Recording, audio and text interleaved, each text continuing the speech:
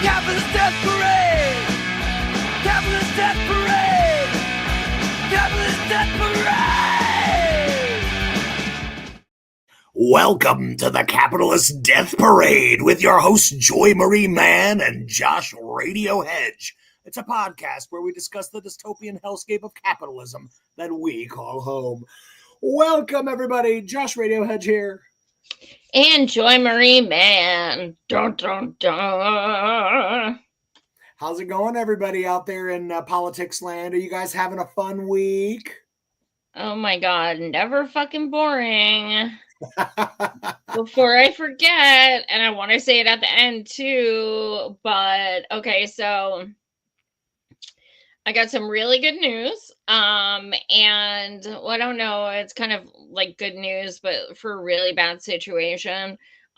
So my comrade Temujin Kensu, who I've covered and interviewed for over 4 years, who is proven innocent and serving his 38th year in prison because of people like Gretchen Whitmer.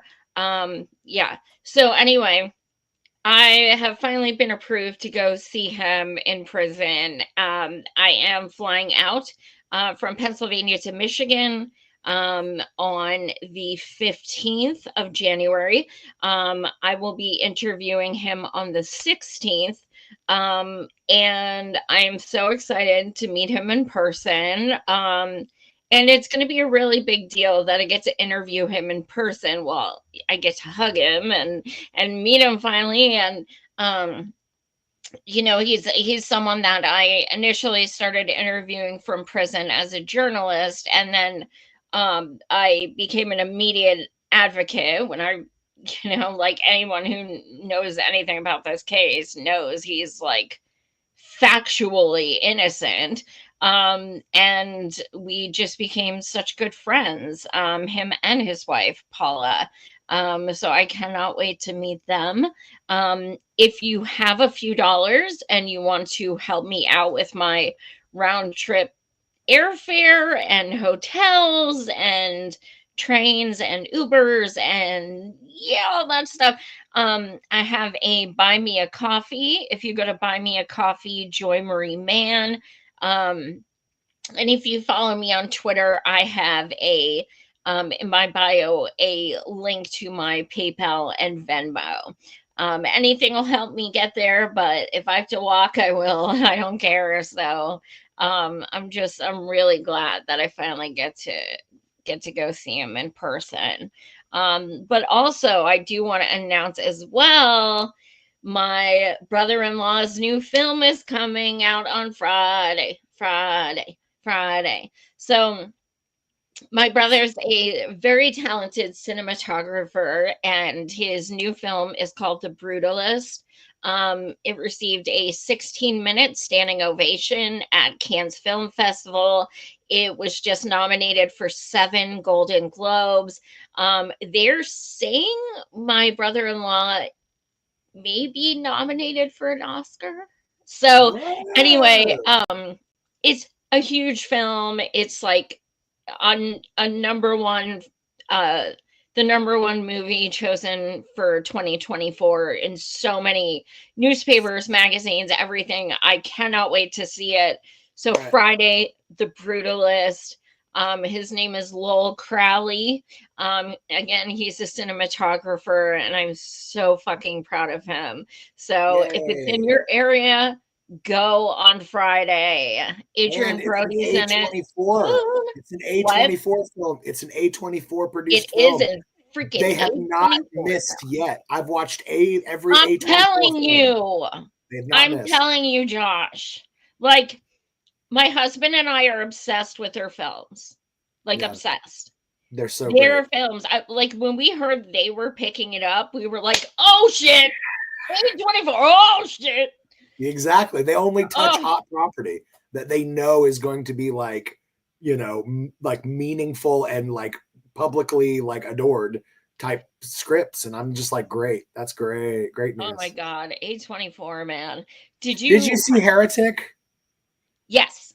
Oh my God. That was so great. I have not been able to get it out of my head for weeks.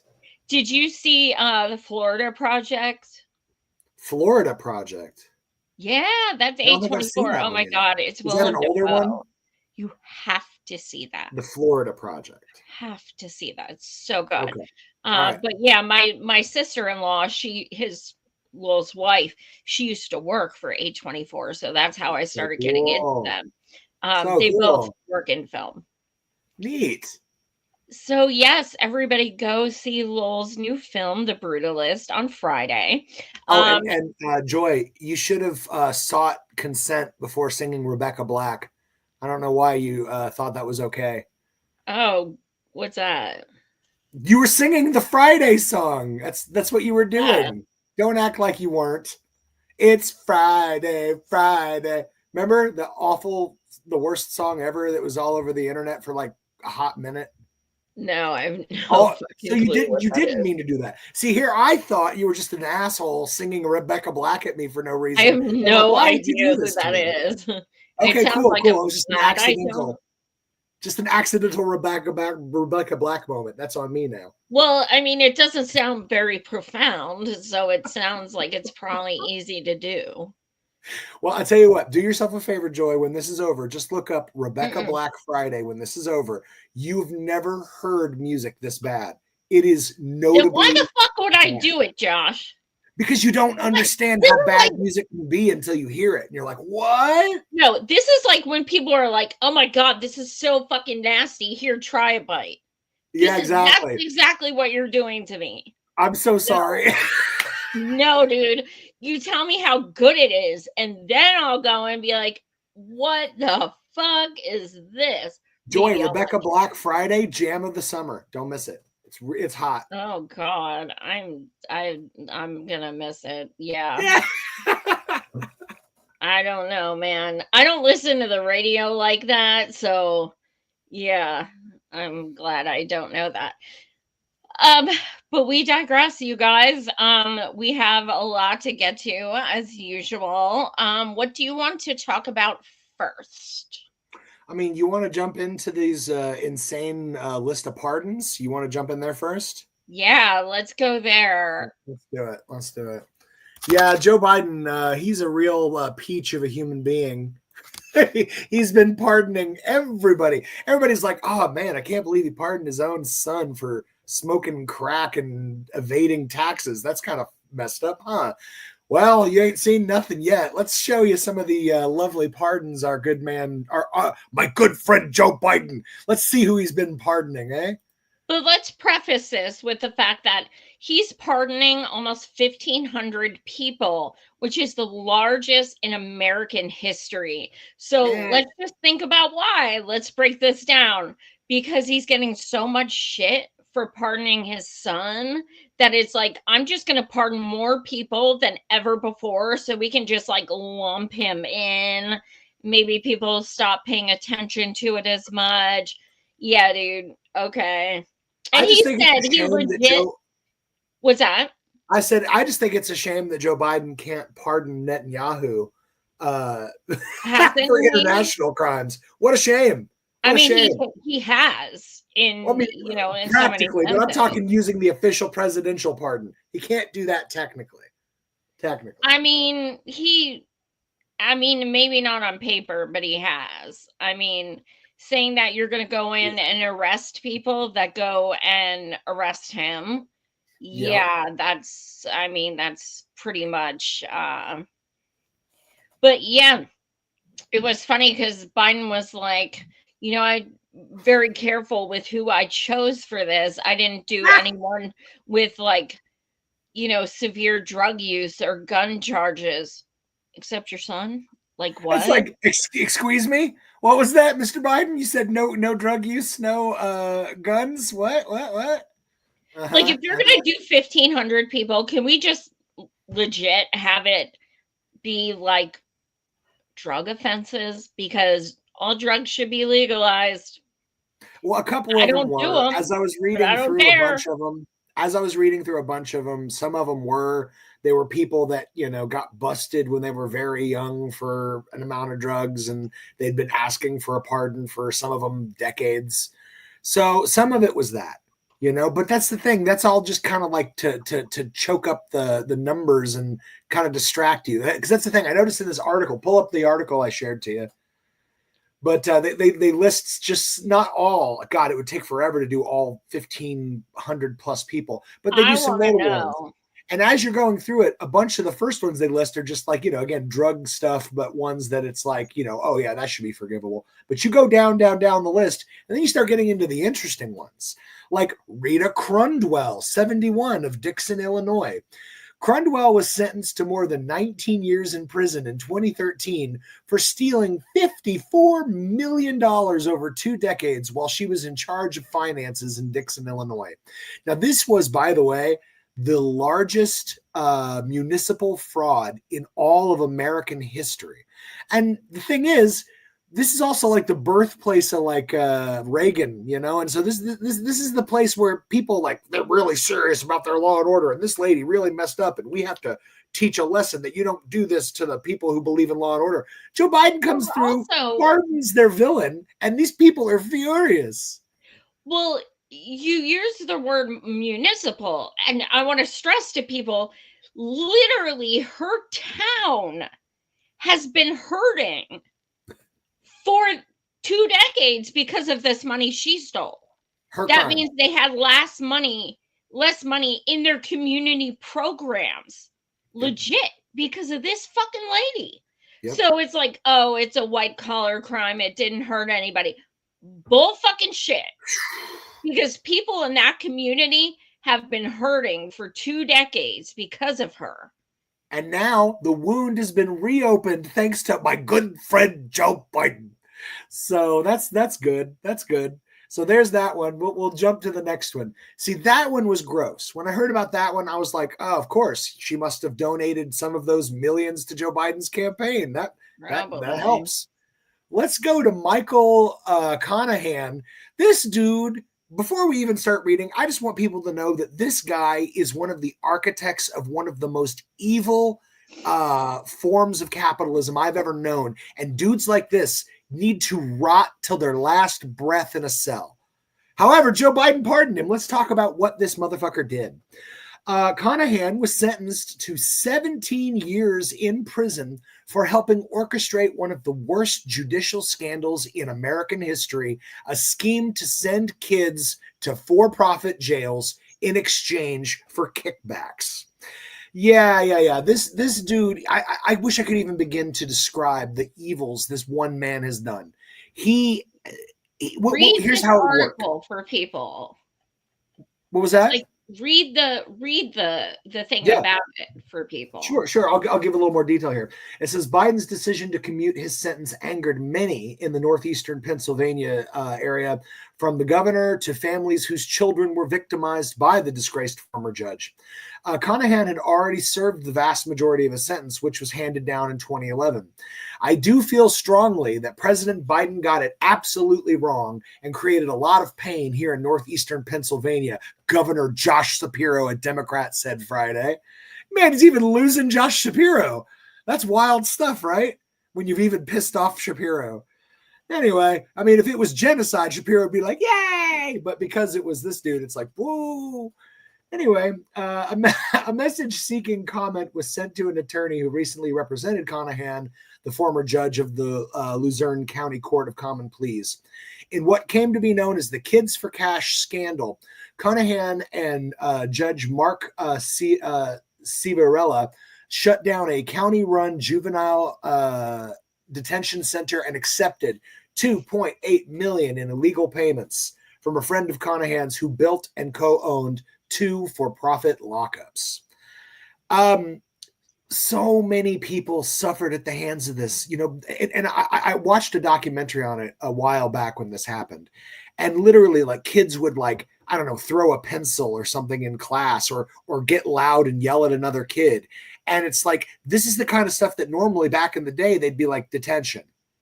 But no, now they call the cops, and now the cops arrest you and put you in handcuffs. And then they put you in front of this motherfucker. And this motherfucker's pockets are filled with cash from for-profit child prisons to put every kid that comes in front of him in a cell. And this dude did it. It didn't matter if you literally did nothing, but you like there was kids that threw food in food fights that ended up doing hard time in for-profit child prisons. Joe Biden just pardoned this dude. But let's look at his VP. Kamala, build more schools, less jails. Build more schools, less jails. I mean, this is all over her. I mean, she's the one that was like, you know what? There's this guy. I'm friends with him. Let me tell you about him.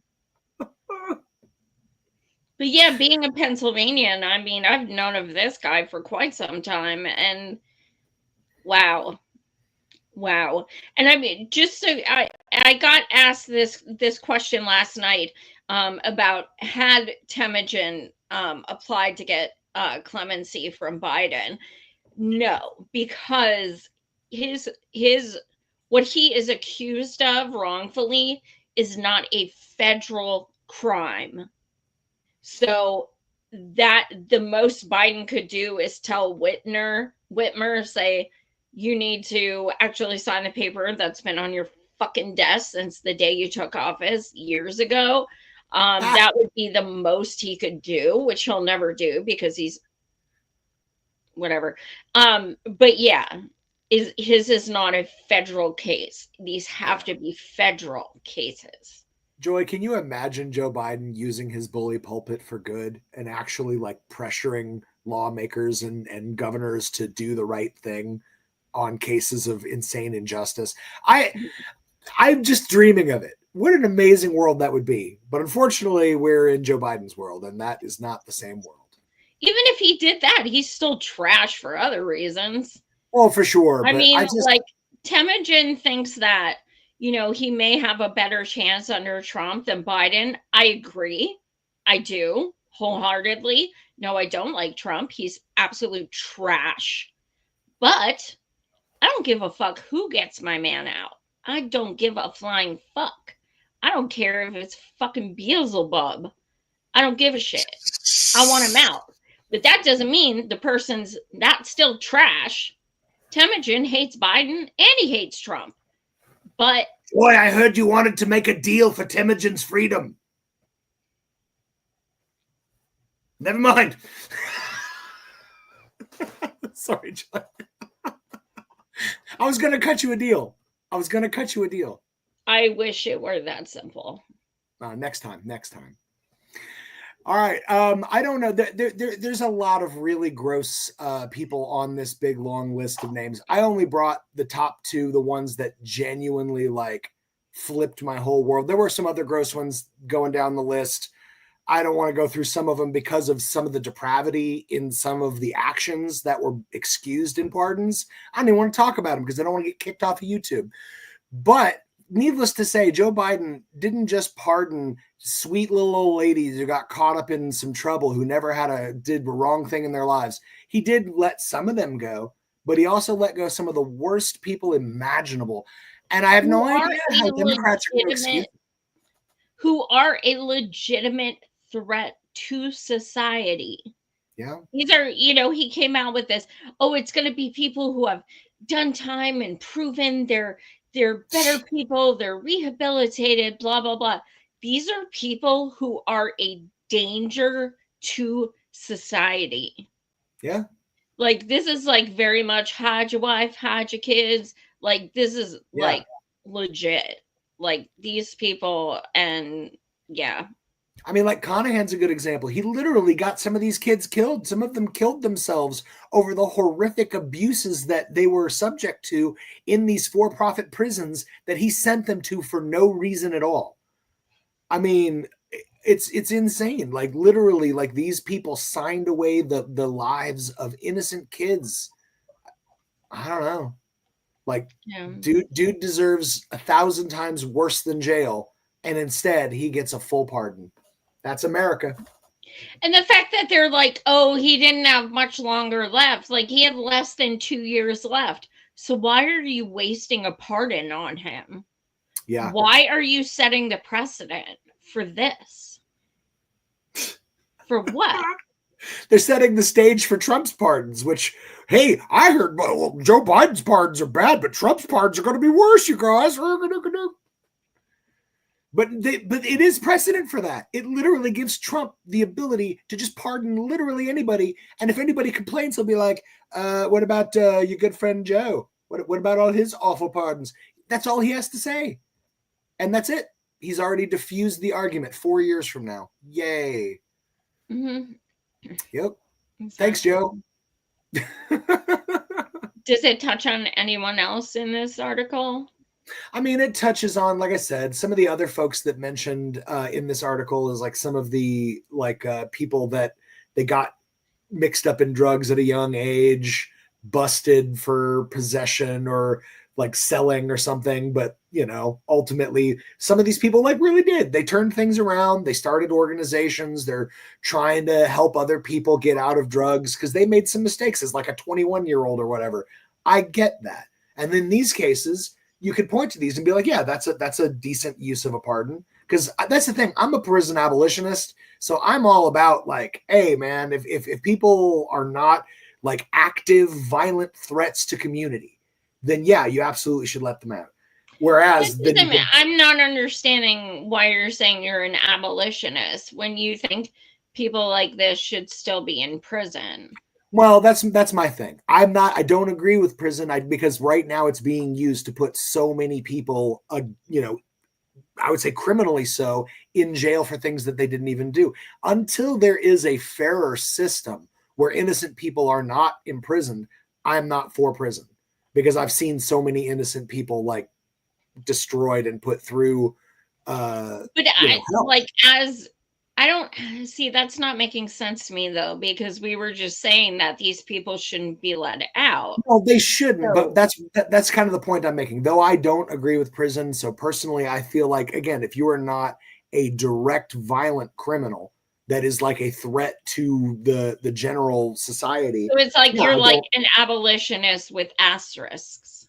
Exactly, because obviously there's a point of prison. The point of the prison was to segregate dangerous people from the rest of us. That much I understand, and I get that there's probably better ways of doing it, like getting people the mental health they need, getting people their basic needs met, so that they're not out wanting to do crime because their needs are met, and now they can focus on taking care of themselves and their well-being.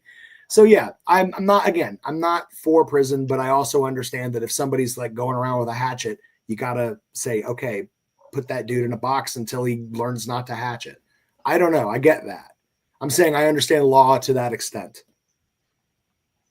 But then again, I understand people who are abolitionists.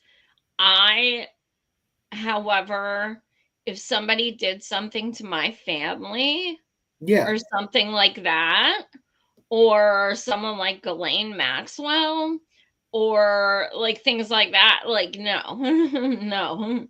Well, that's what I'm talking about. That fits into the realm of violence. I mean, like when you're doing like trafficking and shit, that's absolutely violence. You can rot in fucking hell. I don't care. Exactly. Like to me, an abolitionist means no exceptions. Prison should not exist. I should use a better term for it because again, I do believe that in an exception for violence, but yeah. Asterisk. Yeah. Do they give any other read a little bit about this woman? I haven't heard about her. Sure. So this lady right here, let me scroll up so you can see a picture over here. This is Kelsey Elsie Lynn Becklin, 38, of New Brighton, Minnesota. She was 21 when she got into trouble, said she was this was due to trying to get money to support a drug addiction. She pled guilty to a nonviolent felony charge. And again, in this case, she's trying to get out of just having that conviction hang over her head for the rest of her life, because it isn't fair. You know, like you make a mistake when you're still a kid. 21's a kid. I don't care what you say. When I was 21, I was doing dumb shit because I had no reason. I didn't understand future, how this could come back. You don't really pick that up until your mid-20s when that last part of your brain forms. But anyways, says I was living at home. I had no job, no education, no future. I had a felony on my record. I had a substance abuse history, all these things. She's just talking about like how hard it is to be able to be a part of this community once you get this kind of a charge on you. And this pardon literally sets her free from our next level of prison. Like first it's actual incarceration in a box, and then it's now you're in the probation system. Now you can't get 90-ish% of jobs. Now you can't get 90-ish% of like apartments. Like it's, you know, you can't get college tuition money like from federal funds for that. There's all kinds of awful things that being a part of our incarcerate system like just crushes your existence. So again, in cases like Becklin, I say good job, Biden. More people like her need to be released. But that's the thing. It's like she's amidst the sea of monsters, and that makes it for a real ugly, you know, thing altogether. Hi. Hi, Mr. Furley. Wanted to be picked up. Oh. Hi. Hi, Mr. Furley. You're the cutest dog ever. I don't. Does Mr. Furley have sign language cues yet? Have we taught Mr. Furley? He does. Like this is Mr. Wait, where'd I go? This is Mr. Furley, like wagging the okay. That means Mr. Furley. Yes, it does, Mr. Furley. This means sit. If you go like this. This means stop. Yeah. You're a stinker. You're a stinker. Yeah, but he's a cutie. He's only 8 months, so. Thank you for interrupting, Mr. Furley. You're always the cutest guest we have on the show. Besides me. He was trying to get up, so I'm sure that means I have to poop or I want a snack or something. Or both. Probably. Well, do you want to jump into our next topic? There's plenty more to cover. Oh, yeah. All right, well, we'll jump on to our next topic. What is our next one? I think the next one you have is a bunch of the stuff about Syria. You want to jump into that? Yeah. Mm-hmm. All right, let's Syria it up. I'll send the first video your way. Little darling, stir it up. Stir it up. All right, let's play a video. We're talking about Syria here, folks. I can't tell though. It might just be a blanket, but it's the only cell that's locked. Is he gonna shoot it? The guard makes us turn the camera off while he shoots the lock off the cell door. We go in to get a closer look. It's still not clear if there is something under the blanket. Oh, it moved. Is there someone there? I thought I saw it move. Is someone there? Or is it just a blanket? I don't know. Hello? Okay, I just moved.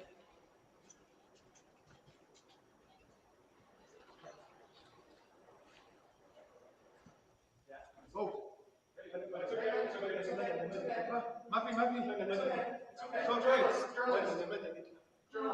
I'm a civilian, he says. I'm a civilian.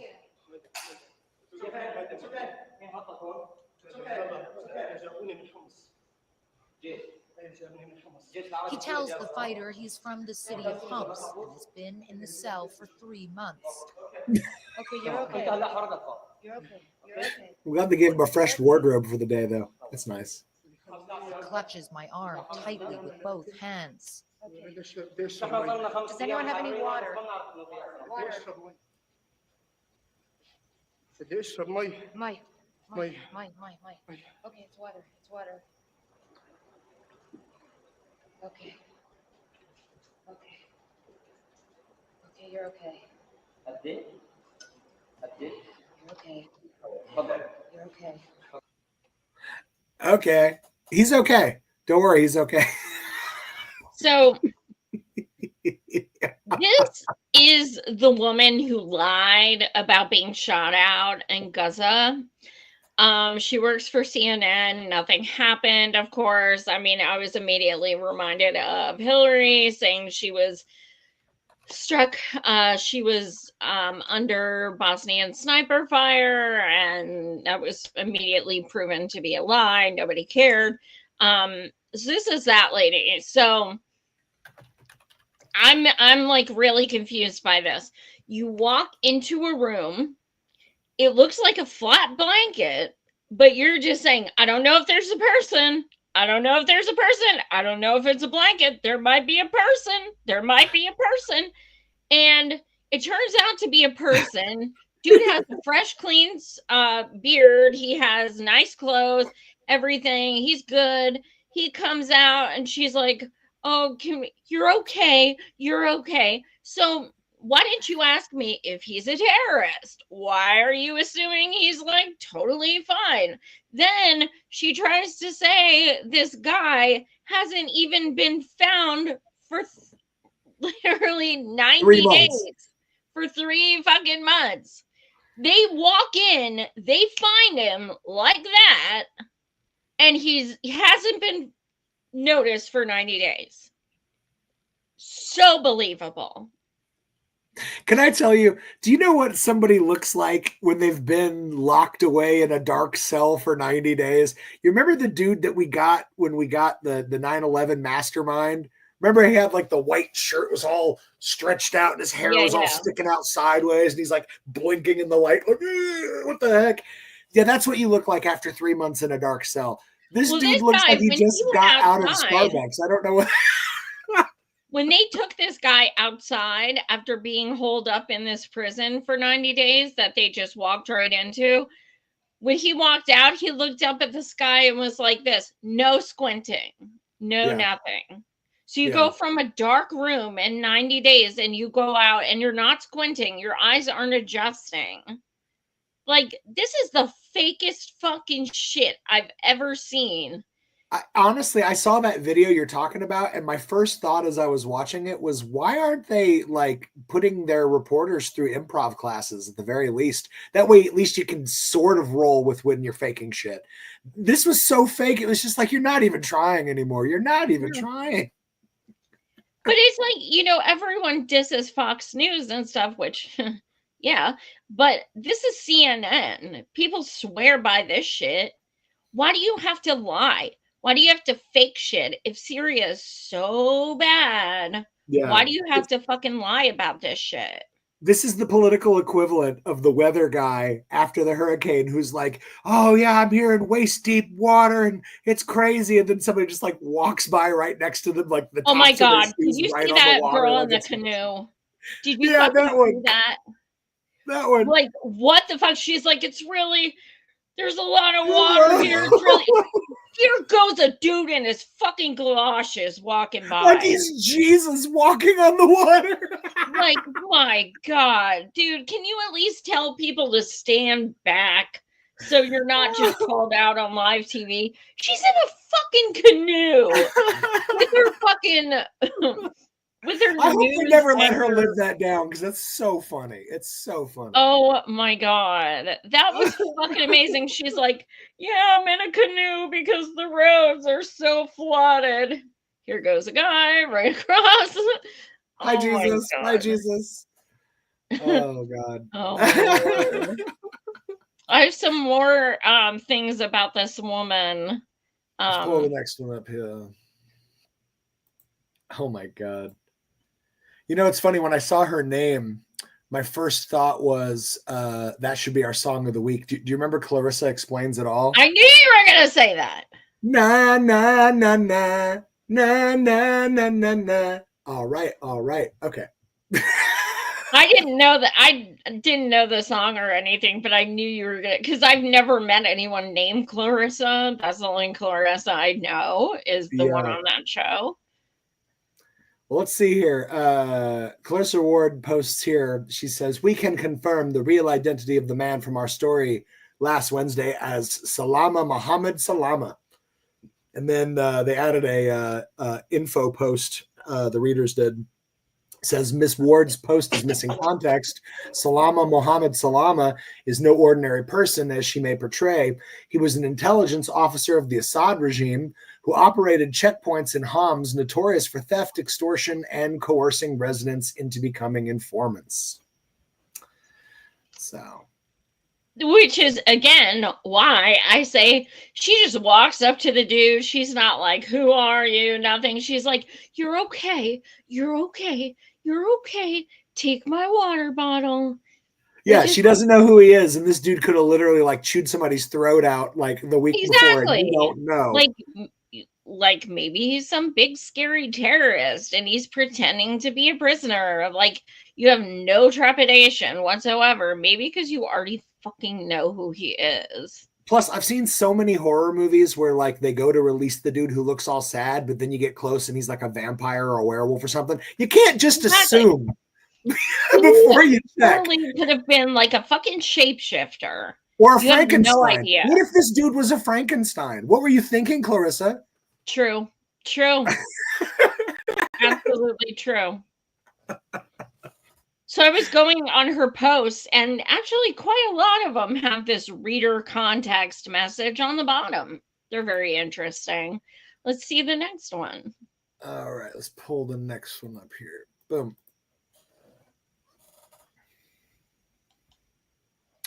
All right, this one's another one from Clarissa. It says, the man from our report reunited with a family member. And the Syrian Red Crescent says, a former detainee released from prison without ID was reunited with a relative in Damascus. The Syrian Arab Red Crescent received a report about the individual after communicating with them and discovered a relative in the city. And then below, the added context. Following CNN's report, Syrian media claimed that the man was an officer for Syria's brutal Air Force intelligence, detained due to a dispute over profit sharing from extorted funds. And furthermore, the SARC is known to have been extensively compromised by the Assad regime. And I do find that kind of funny. Like, this dude was a political prisoner, but he was a political prisoner because he was taking too much off the top.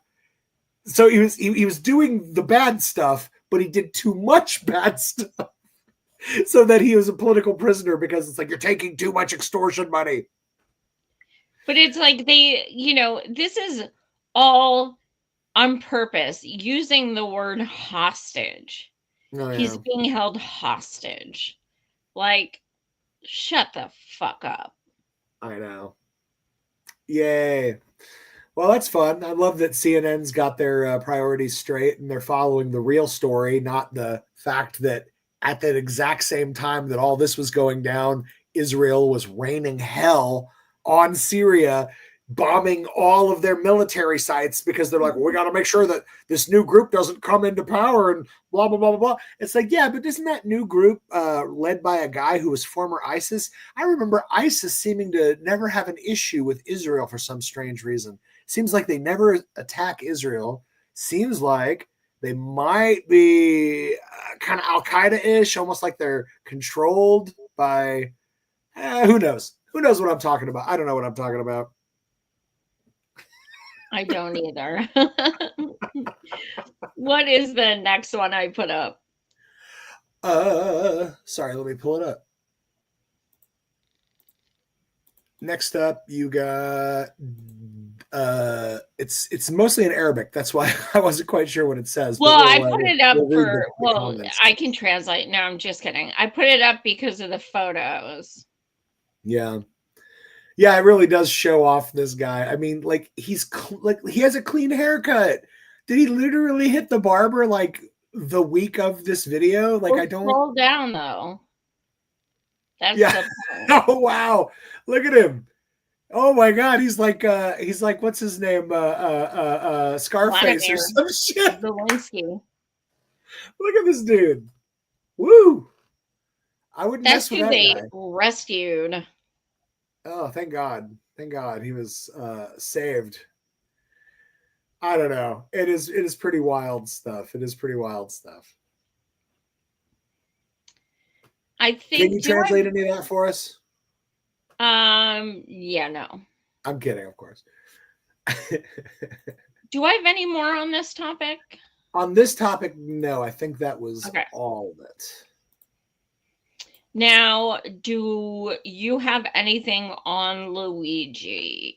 I didn't this week, but I saw that you did, so I'd love to hear what you have. Well, today he was officially indicted on Yay. the murder charge. So, of course, that has absolutely nothing to do with sentencing. That is going to be happening at a later date.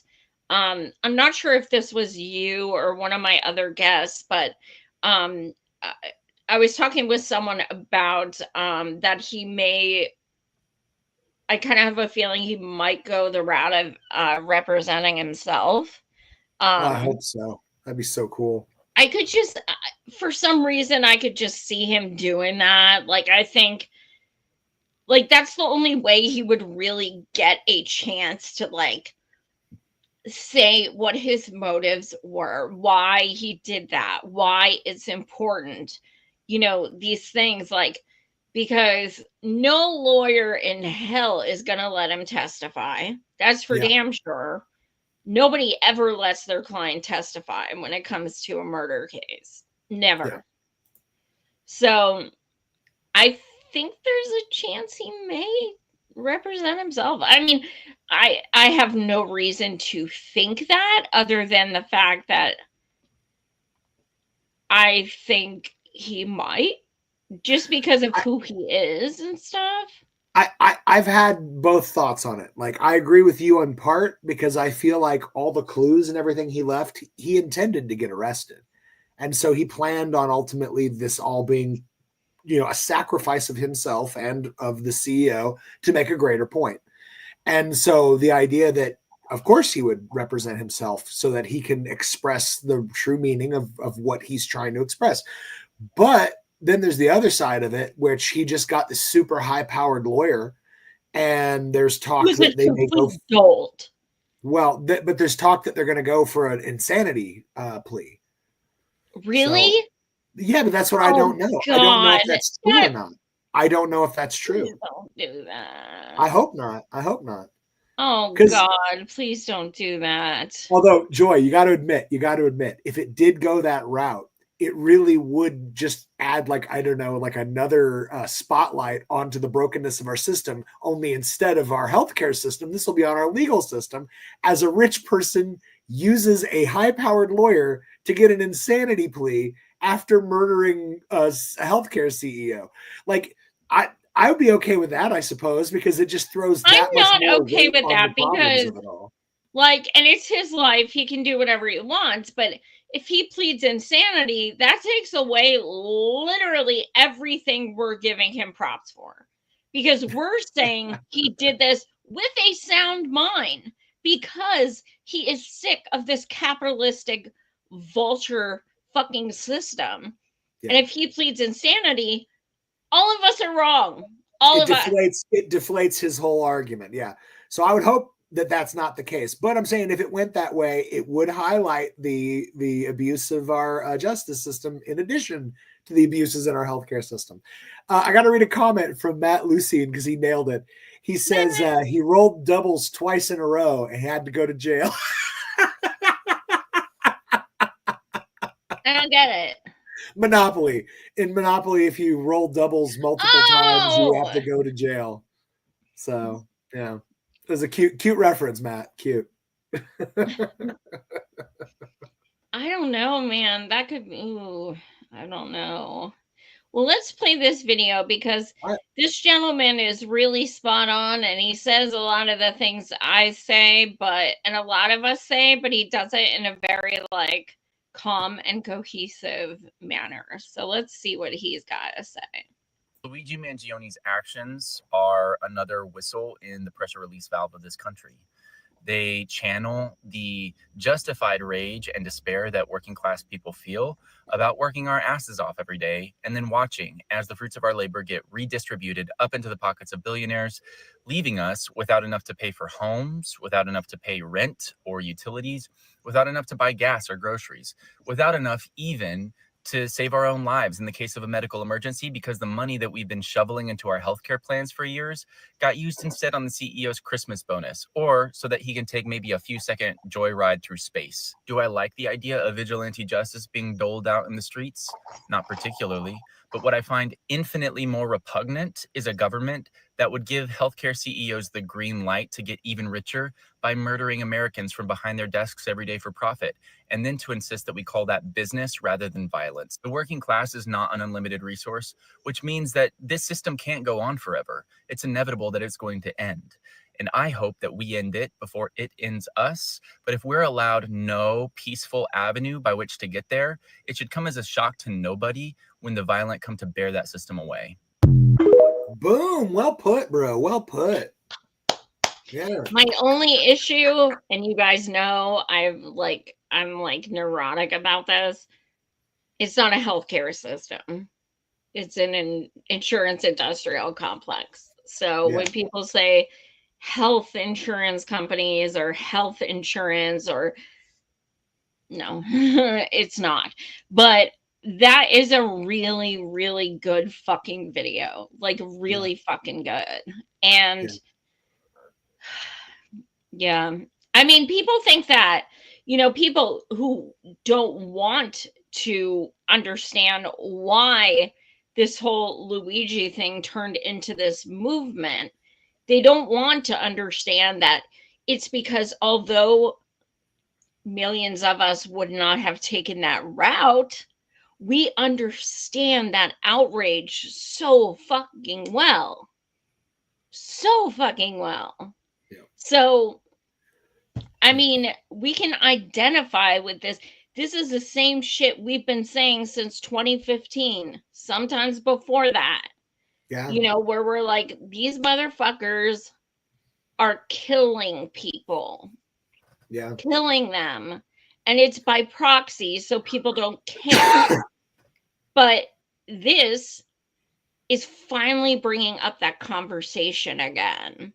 And it's a conversation that's been put on hold for too long. Yeah. So it was over 100 years ago, Joy, that a universal healthcare system was first proposed on the floor of Congress. Over 100 years ago. That's how long we've been fighting this fight. My whole life, since I was in college, I have been fighting in the streets for this fight. And it's so nuts to think that like a whole new college age person has come after me and we still have made almost no gains. You know, beyond ending like the insurance companies throwing everybody off for, you know, bullshit reasons. That's like the only gain we've gotten, really. Didn't FDR try to? Yeah. In his Bill of Rights. Yeah, he tried. He got sadly shut down. Like I think, if I remember correctly, when they were in the final negotiations on the bill, basically it was he could get it passed if he took that one provision out, and he realized that there was so much more good he could still do. So he saw that as like the one sacrifice to get the rest passed, and did a lot of great good. But sadly, that one got to the dustbin to history, you know? Yay. Hey, speaking of the people who have kept us from our right to health care, I'd like to mention an honorable mention tonight for Nancy Pelosi. I heard she's not feeling well. I heard, did you hear what happened to Nancy? Oh, I heard what happened, but not just did I hear what happened. I heard what happened before that happened. Oh, spill the tea, sister. What's that? Spill the tea. Oh, I hate that saying. Oh, I hate that saying. It's just like so fucking trite. People are like, spill the tea, sis. Like, and it's usually like really like obnoxious, insipid people. That's me. Yeah. That's me. That is you, which is why we're friends. So anyway, so Pelosi's giving this stupid fucking speech with what the hell's her name from the Today Show? Katie Couric. She's giving this speech with her, and she's talking to her. They're having this conversation, and it's just so profound. So Palestine supporters start protesting and disrupting. And Pelosi has the most disgusting audacity to then say, let us bow our heads for the hostages that these people never talk about. And I'm like, Wow. Let's ignore the 250,000 people. Like, let's just. Okay. So, yeah. And I Karma. mean, the protesters just kept going. It was awesome. Every time, like, they just kept going. And then she left and broke her hip. Can I say that it feels like God came down in the form of Macho Man Randy Savage and drop kicked Nancy Pelosi? It's what it feels like. That's what it feels like. I don't know. I To feel me. like it would be more Muhammad than Oh, God at this point, because it'd be like, you're fucking West Palestine. Yo, Allah's up there, like, yo, I'm breaking her hip bone. Like, who else? Who's next? Hey, Joy, did I ever show you my Muhammad puppet? Oh God. That's a joke because you can't. It's a joke. Don't worry, folks. Don't worry. It was a joke. I know the rules. I'm so confused. Oh, you're not allowed to have any visual depictions of the Prophet Muhammad. It's considered one of the Right. Okay. of the religion. No, I was thinking Whatever it is. about, like, I thought you were talking about, like, people named Muhammad, because there's, like, a lot. I've always found that really weird that that's somehow okay, but everything else doesn't fly. But that's totally cool. That's weird. Right. What do I know? So yet again, more footage and more photos of tragedies in Palestine and Lebanon and Syria. And yeah. And nothing seems to I don't know, to sway these evil fuckers. And when I say evil fuckers, let me clarify. I'm not just talking about Israel. I'm also talking about America and all of the people in our various positions in the cabinet keeping this horror show rolling. Like, you saw that we had yet another vote in the UN. Yep. And we said no for the 6th time. 6 out of 6. Yeah. I don't know. What do we do with this? What do we suppose? How do we as Americans who believe in a representative democracy, supposedly, when a majority of Americans are opposed to this, why is there nothing that we can do to stop these fuckers? Why do they not give a fuck about representing our needs? Because we live in a fascist state already. It's not red fascism, blue fascism, fuck that. We are being ruled by fascists. Biden is a fucking fascist. Truth. In every way. And now, on the day he leaves office, he wants to get rid of TikTok. On the day he leaves office. Like, you're already gonna be hated as the worst president in our lifetime. Now you want all the kids to hate you too? Okay. Check this out. I can't remember if I mentioned this on the show last week, but I was talking to somebody about this. This is Biden basically setting Trump up for, like, the volleyball spike of the game, where literally the day that Biden's heading out, he shuts down the number one communication tool of the newest generations, multiple generations. Shut that down. And then the next day Trump will be in office and he has the opportunity to be like, you know what? I'm going to rescind that. And that's all he has to do. And he will instantly get like a 10-point bump. I said the same thing, but then I also said that he'll probably offer it to Elon to buy. Yeah. Matt Lucene just made a point of this, and this is something that touches to me personally. He says people use TikTok to make money, small businesses, etc. They're all going to suffer. Classic fascist move. Bravo. It's like, dude, my own partner, man, she's trying to like do her at-home business and use TikTok to help advertise it and get the word out. That's it for her, right? That's it for everybody. Everybody loses their source of income. Like literally hundreds of thousands of people, I believe, is the number that make money off of TikTok in America. Hundreds of thousands. And again, all Biden or all Trump has to do is just the very next day be like, never mind on that, guys, I got you. And he's just instantly like lionized, just goaded instantly. That sucks. Why is Joe Biden doing this? Because we all talk about him. Like, it's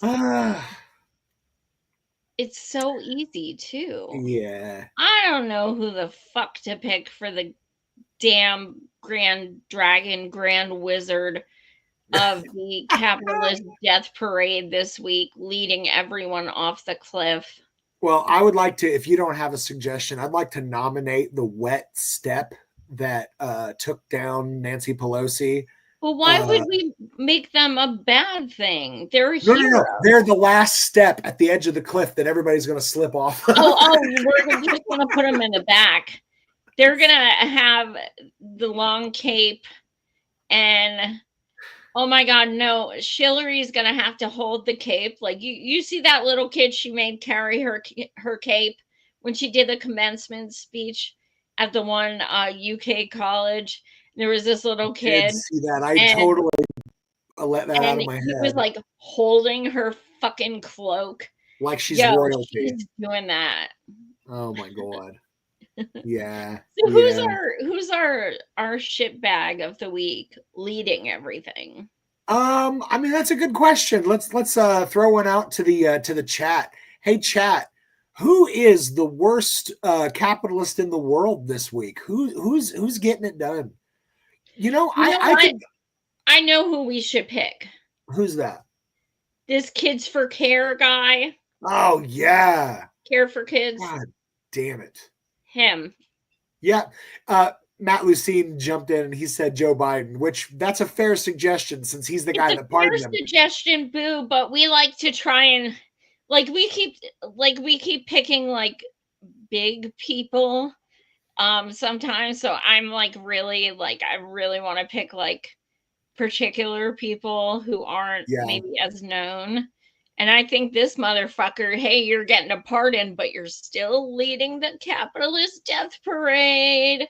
I think that's correct. I think Michael Conahan is this week's Grand Marshal. Conahan. Thank you, Joy. Thank you. What a piece of shit, guys. I want you all to remember this. This dude deserves like small boxes shipped to his house filled with poop for the rest of his days on earth. Like every meal that he gets out at a restaurant should be followed with a dessert of someone telling him what a piece of shit he is. Everywhere he goes. This dude ruined like thousands of lives. Screw you, Joe Biden, and screw you, Conahan, or whatever your name is. Oh my God. And you know what? Special shout out to the kids who shat in their CEO's Lamborghini.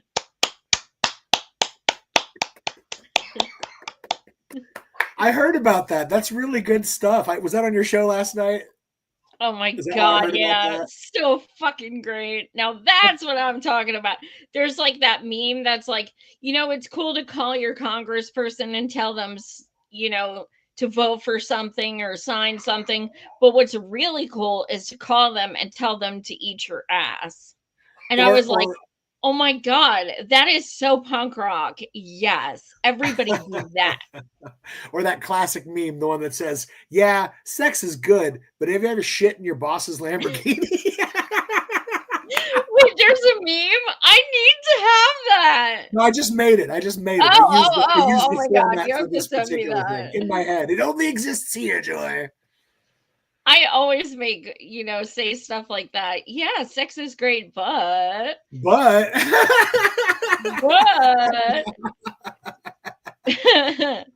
thank you guys so much for watching, and you guys are amazing. Smash the like and subscribe. Again, I could use some help with my airfare and hotel expenses to go see Temujin in prison for that interview, which not a lot of journalists are able to do. I'm one of very few. So, and I'm going out in less than a month now. So I do have a buy me a coffee. And you can find the PayPal and Venmo in my bio on Twitter. And also Friday, go see my brother-in-law's movie. Go see that film, The Brutalist. It's up for 7 Golden Globes. So, and watch his name in the comments, cinematographer Lowell Crowley. And cheer when his name comes up. I'm so proud of him. But yeah, thanks guys for tuning in. Smash the like and subscribe. Thanks for joining, smash John. that like button like it's an old lady's hip on a curb. Do it. Sorry. R.I.P. Pelosi. Rest in peace. All right, We'll have see a you good next night. week, everybody, at the Capitalist Death Parade. Are you saying goodbye, Mr. Furley?